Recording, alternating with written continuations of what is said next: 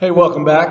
Appreciate all the views on yesterday's video. Yesterday we talked about why would you not want to put your athlete through its fullest range and work your athlete on their fullest range and trying to obtain their full capacity of range of motion.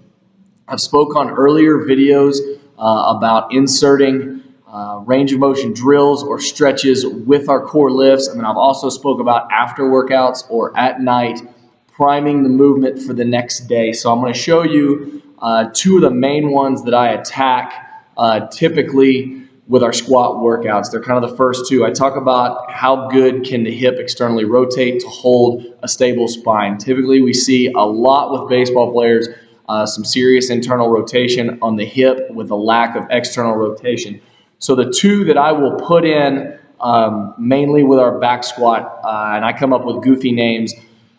We have our deer stretch, and then I just call our hip external rotation stretch. And the way this works is that we will hit our set of back squat or maybe even be a front squat. We will then go to maybe some sort of a clamshell, a hip abduction drill, and then we will spend 1 minute at least working the hip external rotation or whatever flexibility we're working for that day. And so what I'm talking about, I'll show you the two stretches that we're doing today, kind of walk you through them, and then that'll be the end of the rant for today. So the first one that I'm going to show is our hip external rotation stretch. What it is we're going to be in a kneel, and the whole idea is I'm trying to take my knee and get it as far out with my foot in a neutral position and my spine in a stable position. I'll show you more from the side. You'll see what I'm talking about. But the idea is that I want my hand on the foot and I want to push my knee out as far as I can. You can see I have a neutral foot and I'm really working the knee out to try to get into an externally rotated position. So if you can think about my torso sitting down, my femur is now out of the way of the pelvis. Things that we look for when I coach this is from the side are a couple different things. One, am I not in a hip extended position on this back hip back here? We still want to be able to get into an extended position and drive the knee out so you can see my knee, hip, and shoulder are all in one line. The other thing that we're looking for is I don't want a rounded back reaching down to try to get deeper into this. Again, I want to think about trying to take my hips and drive them forward and down to get the stretch. You're going to feel it on the back side and you're going to feel it on the externally rotated hip.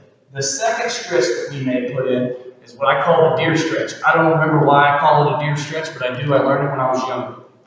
So the idea is that on my foot and my knee to try to be in a straight line, and then I'm going to sit back into the stretch as far as I can. From the side, you'll be able to see it a little bit better. I'll use my left foot so you can see. The idea is I want my foot and knee in a straight line, and I want to sit again, driving my hips down to the floor, really trying to feel this back hip opening up. Again, things that we're looking at is I don't want to be rounded back. This doesn't do us any good. And the second thing is I don't want to be broken at the hip, just like the hip external rotation stretch. I want to drive down as far as I can so that I open up my hips. I get great hip extension. I get great hip external rotation.